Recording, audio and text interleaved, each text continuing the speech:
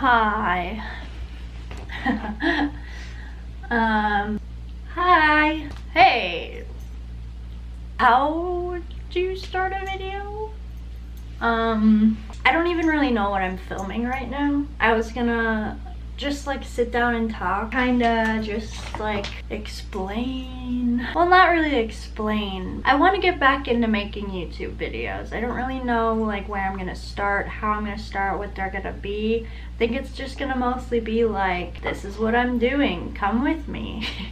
So like vlogs. Yeah, so I guess I kind of got to talk about what my life is right now. Very different from the last time you saw me, which has been what, 3 years? 2 or 3 years? Not sure. Sorry about the lighting. The lighting is just bad in here in general, and I have my phone taped to this thing that you're sitting on. Okay, well, I guess I'm just gonna start doing my thing. Also, my room. Ignore those boxes, please. I don't know how to act on camera anymore. I know how to act on camera, but I don't know how to act on camera. And there's just like so much to talk about because it's been so many years. And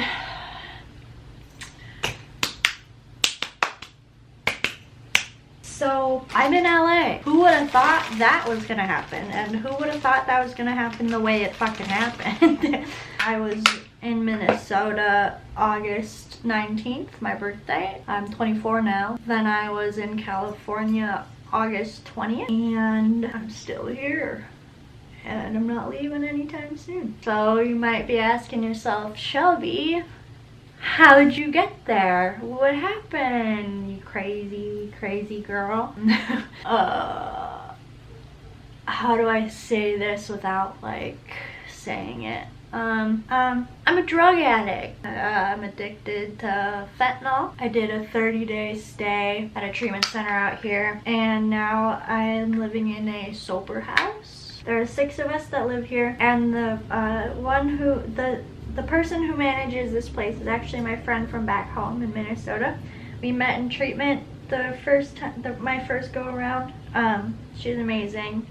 You guys will probably meet her at some point. But where am I going with this? Oh, so I'm still out here. I really thought I was gonna be going home after my stay, but it's probably for the best that I'm out here. I mean, like, I was really bummed when my parents were like, you're not coming home. And like, obviously my friends and stuff, I miss them very much, but there are also people there that are very unhealthy for me, and going back to that same environment is just like not a good idea. And I'm in fucking California. Like, how can you not like that? I guess. When I was 15, I was like, I'm gonna move to LA and I'm gonna be a California girl and I'm gonna go to the beach and ride my penny board. I like stopped having that dream. I came out here for VidCon and I just like didn't fall in love with it. So I was like, I don't care either way. I'm out here now. It's September, and like back in Minnesota it's getting cold. So I'm kind of glad to be missing out on the winter. What am I doing? Where am I going with this? Okay, so yeah, I live in a sober house now, and I go to outpatient, which is like treatment, but you get to go home afterwards. So it's like kind of like group therapy all day, and like it's a dual diagnosis program, so it's like it works on addiction and mental health. I was diagnosed with bipolar type 1. I just got these new things tonight. They're Burt's Bees. I don't have my car yet out here, and my dad's bringing it. He's driving it out here and bringing my cat out here. You guys are gonna meet my cat. He's the best. My mom sent me my skateboard, so I've been trying to ride that a little bit, but turns out skateboarding takes more energy than just walking. Oh, dude, I'm getting so off track. I got addicted to fentanyl. Don't do drugs, because then you'll end up like this. I don't think you want to end up like this. Yeah, fentanyl's not a joke, and it's not cool. It destroys everything good in your life. Don't do drugs. It's not worth it. I was gonna die. The night before my parents showed up at my door, I was crying, I was praying. I don't do that. I was crying, I was praying, I was writing I'm sorry so many times. I was praying, asking for guidance, for a reason to live. I was really in a really dark place. And the next morning, both of my parents, my divorced parents, show up knocking at my door. Oh. Okay. Also, I don't know which way these go. Do they go like that or do they go like that? I've been doing it like both ways every night. So they're like, we're not leaving without you. Like, you've got literally no choice. We're not leaving unless you're coming with us. Honestly, a little traumatic because like I was having panic attacks when they were there. But like I know that it came from a place of love, and like I was using, so I was gonna kill myself. I was going to kill myself, and so I know where they're coming from.